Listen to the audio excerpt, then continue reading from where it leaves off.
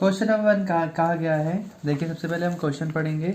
Question लिखा है the angle of a quadrilateral are in the ratio. एक quadrilateral जिसके एंगल रेशो में दे रखे हैं, आपको इन सारे एंगलों की वैल्यू बतानी है। तो हम पहले इनको स्टार्ट करते हैं। रेशो हमारे पास है 3:5:9:13 का रेशो। सबसे पहले हम लेट द रेशो को मानेंगे x। ठीक है, आपके पास एक क्वाड्रिलेटर है। सपोज आपने इनकी वैल्यू लिख दी, नेम लिख दिया ABCD। अब आप हर एक रेशो को डिफाइन कीजिए। एंगल ए आपके पास 3x हो जाएगा, एंगल बी को आप 5x लिखिए, एंगल सी को आप 9x लिखिए और एंगल डी को आप 13x लीजिए। क्लियर है?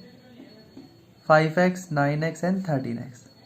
अब देखिए, आपको एक रूल तो पता ही होगा, the sum of all angle of quadrilateral is 360 degree. So angle A, angle B और एंगल सी और एंगल डी चारों को प्लस करने पे कितना 360 डिग्री आएगा। तो देखिए 3x, 5x, 9x, 13x, तो कितना हो गया आपके पास 360 डिग्री। 5 और 3 8, 8 और 9 17, 17 और 13 कितना होता है, तो आप ऐड करके देख लीजिए।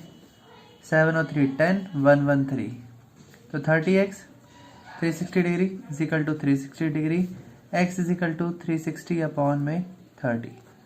3 से कटेगा, आप x की वैल्यू आएगी 12 डिग्री। क्लियर है यहाँ तक? सो आपकी x की वैल्यू कितनी है 12 डिग्री। दैट मीन्स आपका एंगल ए होगा 3x था ना, और एंगल बी आपका 5x था, एंगल सी आपका 9x था और एंगल डी आपका 13x था। सो इसका मतलब है 3 इंटू में x करना है, जहाँ पर x की वैल्यू 12 है। दैट मीन्स आपका ए था 36 डिग्री। 5 इंटू 12 आपका ये 60 डिग्री, एंगल बी आपका 60। 9 इंटू 12 आपका हो जाएगा 108 डिग्री एंड 13 इंटू 12 करेंगे आप, तो आपका आंसर आएगा 12 3 36, 12 1 12 और 3 50, यानी कि 156 डिग्री। तो आपके सारे एंगलों की वैल्यू आपके सामने आ चुकी है। ठीक है, क्वेश्चन नंबर 2 देखिए। If the diagonal of a parallelogram are equal. एक पैरेललोग्राम है जिसके डायगोनल इक्वल है, तो आपको प्रूव करना है कि वो पैरेललोग्राम आपका रेक्टेंगल होना चाहिए। तो हमने अब क्वेश्चन पढ़ लिया, अब हम इसका डायग्राम बनाएंगे। क्वेश्चन नंबर 2 देखिए, गिवन क्या था कि एक आपके पास पैरेललोग्राम है। सपोज हम एक पैरेललोग्राम बनाते हैं, ये हमारा ABCD, ये आपका एक पैरेललोग्राम है। तो गिवन है ABCD is a parallelogram. Clear है यहाँ तक? देखिए पैरेललोग्राम की खास बात क्या होती है, अपोजिट साइड्स इक्वल होती है, तो ये साइड इसके बराबर और ये साइड इसके बराबर हो जाएंगी। तो आप लिख सकते हैं यहाँ पर AB बराबर है CD के और AD बराबर है आपका BC के। क्लियर है यहाँ तक? और क्या खासियत होती है कि एंगल आपके अपोजिट एंगल इक्वल होते हैं, तो एंगल A बराबर होगा एंगल C के, एंगल B बराबर होगा आपका एंगल D के। क्लियर है यहाँ तक? अब साथ में टू प्रूफ क्या करना है हमें, तो टू प्रूफ ये करना है कि हमें इस ABCD को प्रूफ करना है कि ये एक रेक्टेंगल होना चाहिए। अब रेक्टेंगल की खासियत क्या होती है, अपोजिट एंगल बराबर होने चाहिए, AB बराबर CD के और AD बराबर है BC के, यानी कि वही सेम बात जो हमने यहाँ पढ़ी अपोजिट साइड, वो यहाँ पर भी होनी चाहिए। अब साथ में एक और चीज़ है कि सारे एंगल जो है वो आपके इक्वल होने चाहिए, विच इज़ 90 डिग्री। वो सारे के सारे 90 डिग्री भी होने चाहिए। क्लियर है यहाँ तक? तो अब हम स्टार्ट करते हैं प्रूफ कि हमें ये दोनों बातें तो बताएं कि हमारे अपोजिट साइड इक्वल है, बस अब हमें इनकी एंगल को 90 डिग्री बताना है। तो देखिए सबसे पहले हमने जो ट्राइंगल बनाया है, डायग्राम बनाया, उसको दोबारा बना लेते हैं। ABCD, हमें पता है AC आपका एक डायगोनल है और एक आपका डायगोनल है BD। क्लियर है यहाँ तक? हम एक ट्राइंगल लेंगे, इन ट्राइंगल ADC एंड देखिए ध्यान से, एक हम ट्राइंगल ले रहे CD जिसका बेस है ADC और BCD। इन दोनों में खास बात यह है कि जो CD है वो दोनों का ही बेस है। ठीक है, तो CD जो होगा दोनों तरफ कॉमन आएगा, फर्स्ट पार्ट। क्लियर है यहाँ तक? हाँ, सेकंड पार्ट क्या है, इस साइड का, इसकी साइड और इसकी साइड दोनों के दोनों अपोजिट है, तो ये दोनों बराबर होंगी, इक्वल है, इक्वल साइड बोल सकते हैं हम इसे। नेक्स्ट रहेगा आपका कि दोनों की जो डायगोनल है वो भी आपके बराबर है। AC आपका बराबर है BD के, एक्चुअली में हम गिवन में लिखना भूल गए कि इनके इक्वल डायगोनल भी है। क्वेश्चन में दे रखा है कि एक पैलोग्राम है जिसके डायगोनल इक्वल है, तो AC जो होगा आपका वो BD के बराबर होगा। क्लियर है यहाँ तक? तो इसका मतलब हम यहाँ पर ये भी लिखेंगे गिवन होगा। तो तीनों पॉइंट से हमारा ADC जो है वो कॉन्ग्रुएंट हो गया BCD के। बाय कौन सा रूल लगेगा? SSS कॉन्ग्रुएंस क्राइटेरियन लगेगा। क्लियर है यहाँ तक? अब देखिए मैं CPCT से क्या करूँगा, हम CPCT से दो एंगल, देखो एक तो एंगल C जो कि BCD के अंदर आएगा एंगल C, और इसके अंदर आएगा आपका एंगल D। तो एंगल D और एंगल C आपके दोनों के दोनों इक्वल हो जाएंगे बाय CPCT से। क्लियर है? हाँ, अब देखते हैं एक बार। आपको पता होगा जब कोई भी क्वाड्रिलेटरल होता है उसका सम ऑफ को इंटीरियर एंगल इज 180 डिग्री होता है। देखिए ध्यान से, अगर मेरे पास ये सेम ही क्वाड्रिलेटरल है, मैं इसको एक और बार यहाँ बना देता हूँ ताकि हमको समझ में आए डिटेल में। अगर हमारे पास चार साइडों वाला कोई क्वाड्रिलेटरल है तो उसके सम ऑफ को इंटीरियर एंगल का सम हमेशा 180 डिग्री होगा। तो angle C plus angle D दोनों को मिलाने पे 180 डिग्री आएगा। हाँ, हमें पता है C और D दोनों के दोनों बराबर, तो मैं इसको भी C लिखूंगा, इसको भी C लिख सकता हूँ। तो हमारे पास हो जाएंगे 2 angle C is equal to 180 degree. That means हमारे पास C कितना हो गया? 180 अपॉन में 2, यानी कि एंगल C आपका हो गया 90। क्लियर है? हाँ, अब देखिए सपोज अगर ये 90 है तो ये भी आपका 90 है, क्योंकि अभी आपने बताया कि D और C दोनों इक्वल होते हैं। हाँ, और D के अपोजिट में एंगल B पड़ता है तो B भी 90 है आपका, और A भी 90 है। इसी तरह से हम कह सकते हैं कि हेंस ABCD आपका एक रेक्टेंगल बन गया। क्यों? क्योंकि देखो अपोजिट साइड तो हमारी ऑलरेडी पहले से बराबर थी, अब सारे एंगल भी हमारे 90 हो चुके हैं, तो ये आपका एक रेक्टेंगल प्रूफ हो चुका है। क्वेश्चन नंबर 3, देखिए पहले हम क्वेश्चन पढ़ेंगे। Show that if the diagonal of a quadrilateral bisect each other at the right angle. इस लाइन का मतलब क्या होता है? तो देखिए लिखा गया है show that the diagonal of a quadrilateral bisect each other at the right angle. ये आपका गिवन पार्ट है। मतलब क्या होता है इसका आप बताते हैं। हमने सबसे पहले एक क्वाड्रिलेटरल बनाया A B C and D। Clear है यहाँ तक? जब इनके डायगोनल मिलाएंगे तो इसने कहा इनके जो डायगोनल है बाइसेक्ट ईच अदर हो रहे हैं। देखो लाइन का मतलब बताते हैं, ध्यान से सुनना। डायगोनल बाइसेक्ट ईच अदर, इस लाइन का मतलब है कि अगर आपका AB AC और BD अगर आपका टकरा रहा है, इंटरसेक्ट कर रहा है, तो ये वाला पार्ट आपके इस पार्ट के बराबर होगा और ये वाला पार्ट आपका इस पार्ट के बराबर होगा। डायगोनल बाइसेक्ट ईच अदर का मतलब है कि आपका OA बराबर होगा OC के, OB बराबर होगा आपका OD के। This is the first equation and this is the second equation. Clear है? इसने आगे लिखा था diagonal bisect each other at right angle. तो दैट मीन्स क्या है, जहाँ पर ये टकरा रहे थे ये सारे एंगल भी आपके क्या माने जाएंगे? 90 डिग्री के।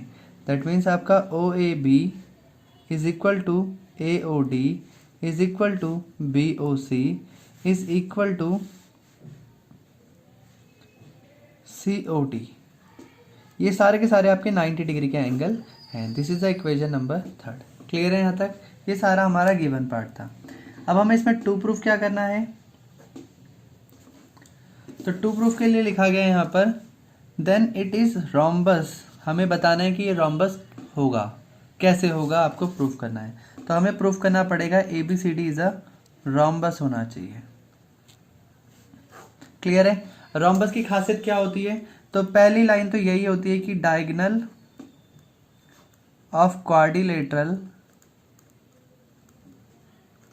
Bisects each other at right angle.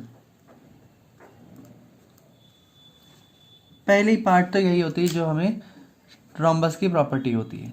Second होता है all sides are equal. All sides are equal इसका मतलब क्या है? हमें AB is equal to BC is equal to CD is equal to DA, हमें ये लाइन आपको प्रूफ करके दिखानी पड़ेगी। कैसे? क्योंकि फर्स्ट वाली लाइन तो एग्जैक्टली क्वेश्चन में गिवन दे रखी थी हमें यहाँ से लेके यहाँ तक। तो हमें रोम्बस बताने के लिए दोनों पॉइंट पता होने चाहिए कि इस क्वाड्रिलेटरल की सारी साइडें बराबर होनी चाहिए और यहाँ पर बीच में 90 डिग्री का एंगल बनेगा और ये सारे पार्ट आपस में बराबर होंगे। तो फर्स्ट वाला पार्ट हमें ऑलरेडी गिवन है, इसलिए हम सेकंड वाले प्रूफ यानी कि सारी साइडों को बस बराबर लाने का काम करेंगे। क्लियर है यहाँ तक? तो देखो मैं शेड कर रहा हूँ यहाँ पर साइड। सबसे पहले हम लेंगे इस ट्राइंगल को और इस ट्राइंगल को, अगल बगल के दो ट्राइंगल। ठीक है, तो प्रूफ स्टार्ट करते हैं। In triangle AOD and triangle COD ले लें जरा। तो देखो दोनों लिए, दोनों के अंदर देखो ओडी जो है आपका वो कॉमन है, फर्स्ट पार्ट। सेकंड पार्ट क्या रहेगा? ओ ए। इस हिस्से का ओ ए बराबर होगा आपका ओ सी के। क्लियर है? गिवन। एंड नेक्स्ट है आपके पास ए ओ डी। देखिए यहाँ का 90 एंगल ए ओ डी आपके बराबर है किसके? सी ओ डी के, each 90। So triangle AOD is congruent to triangle COD by RHS congruence criterion। Clear है यहाँ तक? तो हमने यहाँ से CPCT निकाला कि इसका AD ये वाली साइड बराबर हो जाएगी CD के बाय CPCT। क्लियर है यहाँ तक? ऐसे ही सिमिलरली आपने दो साइडें अगल बगल की बराबर निकाल दी, ये वाली साइड आपने इसके बराबर निकाल दी। अब आप सिमिलरली ट्राइंगल COD को कॉन्ग्रुएंट करते हैं ऐसे ही किसके? ये वाला ट्राइंगल अगेन इस अपने बगल वाले इस पड़ोसी के बराबर भी होता।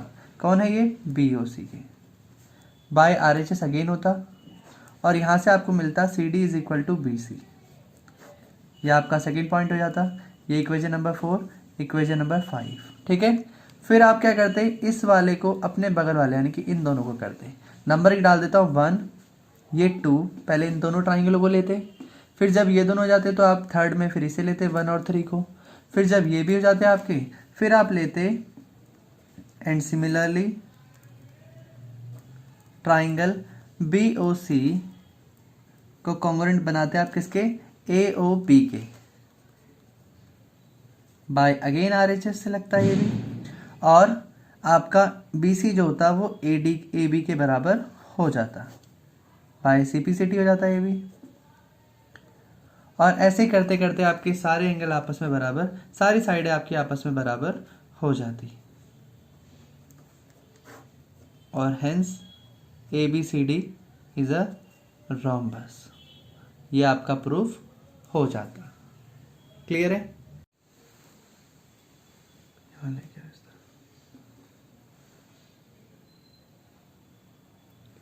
क्वेश्चन नंबर 4 कहता है the diagonal of A square. हमें इसमें शो दैट करना है कि एक स्क्वायर है हमारे पास जिसके डायगोनल आपको इक्वल प्रूफ करने हैं और इसके diagonal bisect each other at the right angle करते हैं, ये भी आपको ऐसा प्रूफ करना पड़ेगा। अब हमें दोनों लाइनों का मतलब पता है। यहाँ पर पहले हम गिवन लिख लेते हैं। गिवन में सिर्फ हमें ये बात पता है कि ABCD आपका एक स्क्वायर है। हाँ, स्क्वायर की सारी साइडें आपस में बराबर होती है, तो आप ये प्रॉपर्टी यहाँ पर लिख सकते हैं। लिख दिया आपने? क्लियर? तो स्क्वायर आपने डिजाइन कर लिया। ये आपका स्क्वायर है ABCD। क्लियर? अब आपको इसमें 2 प्रूफ क्या करना है? तो पहले तो उसने बोला है कि आपको बताना पड़ेगा diagonal of square are equal. तो सबसे पहले आपको लिखना पड़ेगा डायगोनल्स आर इक्वल। मैं दोनों में क्वेश्चन लिख रहा हूँ, एक बार स्टेटमेंट में, फिर इसका मतलब क्या होता है वो भी समझाएंगे। डायगोनल्स आर इक्वल का मतलब है कि आपका जो AC होगा वो आपके BD के बराबर होगा। तो फर्स्ट पार्ट तो आपको ये प्रूफ करना पड़ेगा। क्लियर है यहाँ तक? दूसरा पार्ट ये बोला था कि जो डायगोनल हैं वो बाइसेक्ट भी करेंगे each other at right angle पर। इसका मतलब क्या है? ये जो एंगल बन रहे हैं बीच पर, ये आपके सारे 90 होंगे। क्लियर? तो AOB, BOC, COD और DOA ये सारे के सारे आपके 90 होंगे, 90 डिग्री। पहला पॉइंट तो आपको ये प्रूफ करना है। साथ में बाइसेक्ट ईच अदर का मतलब है कि OA आपका बराबर होगा किसके? और OA बराबर होगा आपका OC के, ये वाला पार्ट इसके बराबर और ये वाला पार्ट आपका इसके। OB बराबर है आपका ओ डी के। क्लियर है यहाँ तक? ये इतनी सारी बातें आपको प्रूफ करनी है। तो हम वन बाय वन चलते हैं। सबसे पहले हम फर्स्ट पार्ट को प्रूफ करेंगे कि डायगोनल आर इक्वल होना चाहिए। ठीक है, तो उसके लिए हम क्या करेंगे, दो ट्राइंगल लेंगे। एक लेंगे हम, देखिए मैं यहाँ दोबारा डायग्राम बना रहा हूँ, A B C D.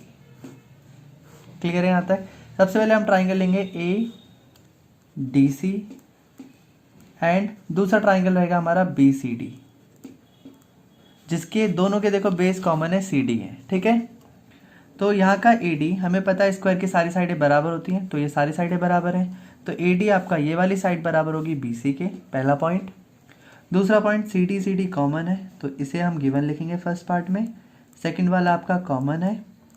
Third वाले पार्ट में आप लिखेंगे, देखिए ये भी 90 होता है स्क्वायर का और ये भी 90 होता है। स्क्वायर के सारे एंगल राइट एंगल होते हैं ना यहाँ के कोने के, तो angle D is equal to angle C each 90। Clear है यहाँ तक? So A D C is congruent to B C D हो जाएगा बाय किस रूल से, R H S congruence criterion. Clear है यहाँ तक? अब आप सीपीसीटी से लिख सकते हैं, देखिए इस ट्राइंगल से आ रहा आपका ए सी, इस ट्राइंगल से आ रहा आपका बी डी, और ये दोनों आपके बाय सीपीसीटी से इक्वल हो गए। तो इसका मतलब आपका डायगोनल तो बराबर हो गया, डायगोनल्स आर इक्वल। तो फर्स्ट स्टेटमेंट आपकी ये वाली क्लियर हो गई। अब आप सेकंड स्टेटमेंट को बनाएंगे। सेकंड स्टेटमेंट के लिए आप क्या करेंगे, हम अलग से एक पेज में ले लेते हैं।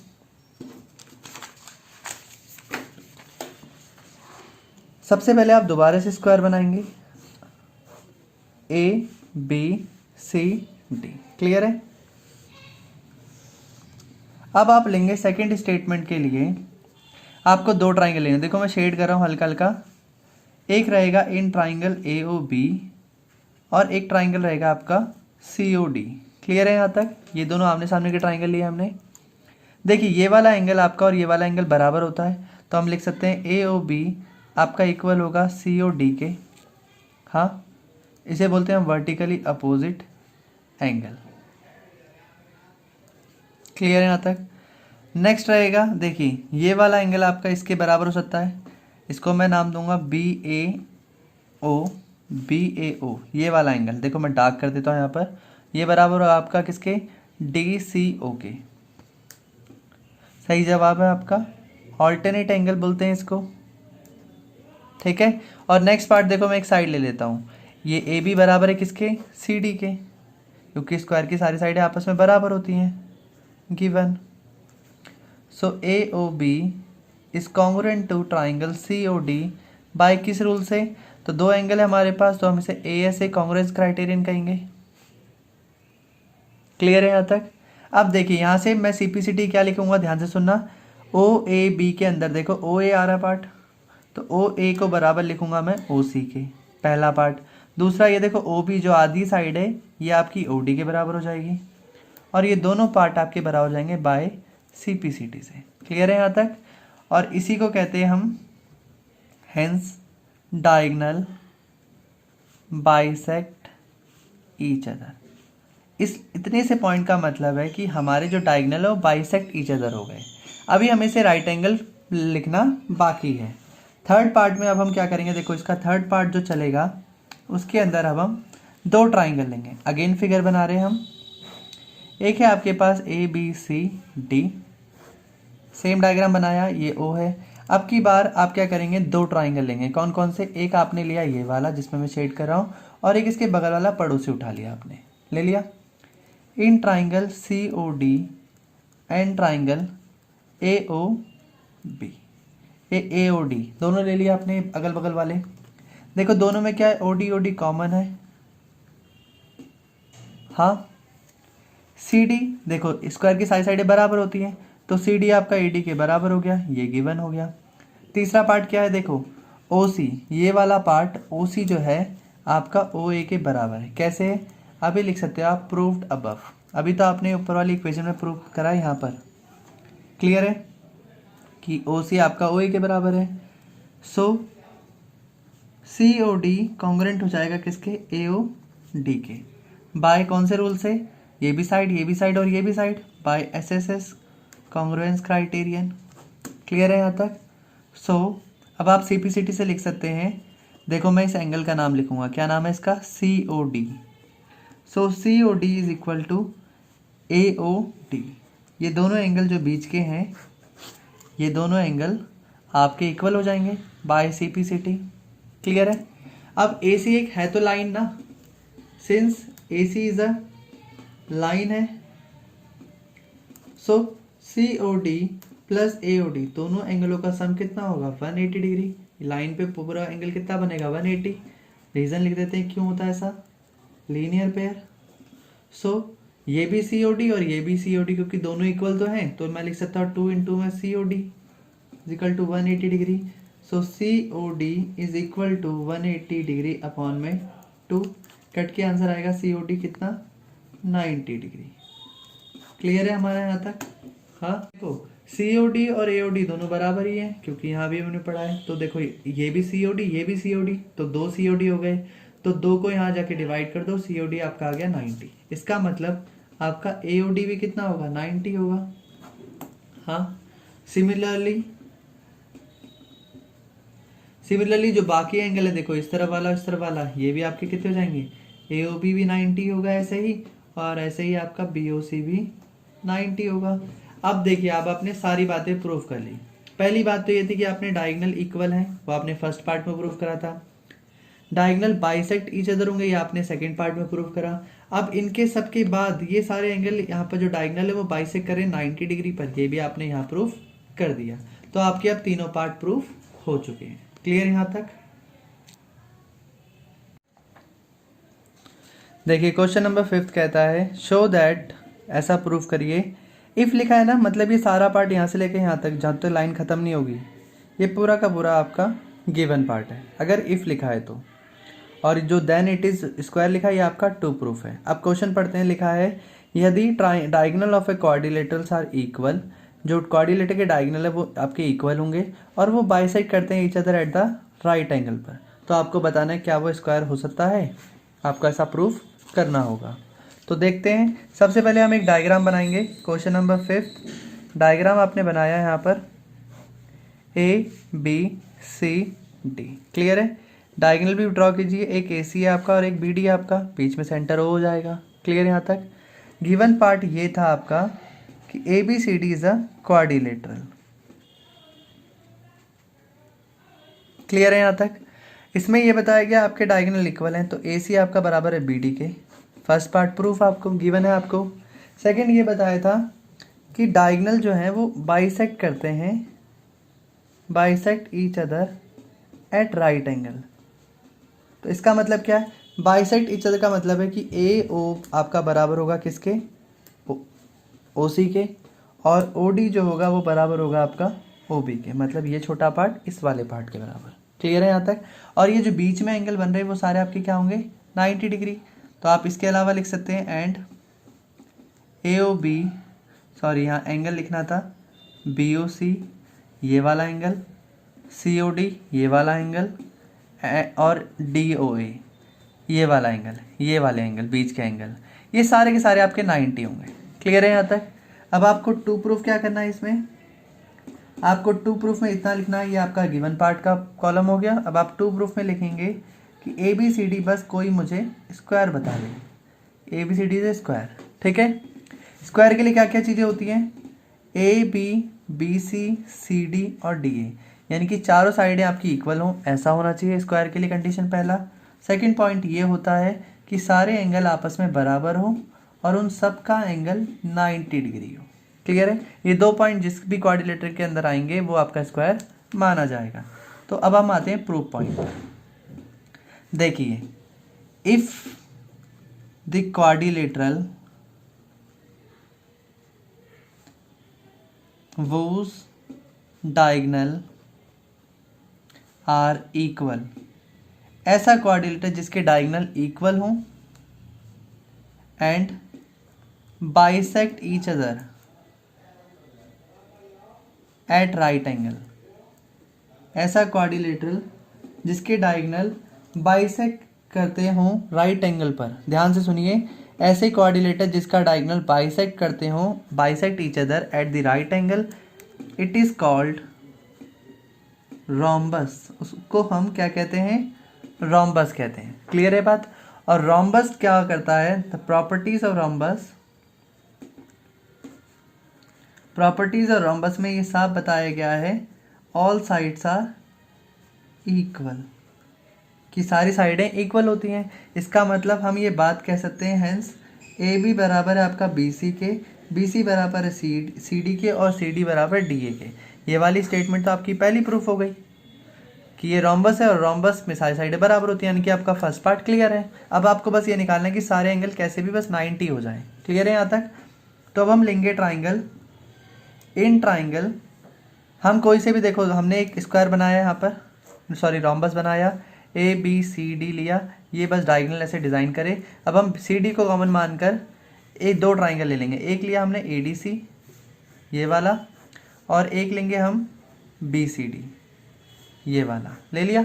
देखो दोनों में क्या सेम है, रोम्बस से तो सारी साइडें बराबर होंगी, तो ए डी बराबर है आपका बी सी के, सी डी और सी डी कॉमन हो गया, और डायगोनल इसके पहले से बराबर थे, तो ये भी आपका गिवन हो गया। तो यहाँ से हमें पता चला कि ये जो ट्राइंगल है आपका वो कॉन्ग्रुएंट हो जाता है बाय बी सी डी के, by S S S rule से। क्लियर है यहाँ तक। सिंप्लिसिटी से मैं दो एंगल लूंगा, एक एंगल ये वाला और एक एंगल ये वाला, that means angle D is equal to angle C. Clear है बाय सिंप्लिसिटी। हाँ, इसके आगे एक और पॉइंट है, देखिए। अब देखिए ये आपका पहले से क्वाड्रिलेटरल था, ए बी सी डी, आप ले आए कि सी और डी का एंगल क्या है आपका, बराबर है। क्लियर है यहाँ तक। अब देखिए सम ऑफ को इंटीरियर एंगल इज 180। किसी भी क्वाड्रिलेटर के अंदर के दो एंगलों का सम कितना होता है, 180 होता है। तो सी और डी को मिलाने पे कितना बनेगा, 180 डिग्री। एंगल सी को भी एंगल सी लिखिए, डी को भी सी लिख लीजिए, क्योंकि दोनों इक्वल ही तो हैं। तो दो एंगल सी आपके 180, दैट मीन्स एंगल सी आपका कितना हो जाएगा, 90। क्लियर है। सिमिलरली एंगल डी भी आपका 90 हो गया, और ऐसे ही करते करते आपके सिमिलरली आप लिख दीजिए एंगल ए और एंगल बी भी क्या हो जाएंगे, 90 हो जाएंगे, और ए भी 90 हो गया आपका। सो हेंस देखो पहले से ऑलरेडी सारी साइडें बराबर थी क्योंकि रोम्बस था ये, और अब तो सारे एंगल भी आपके क्या हो गए, बराबर हो गए।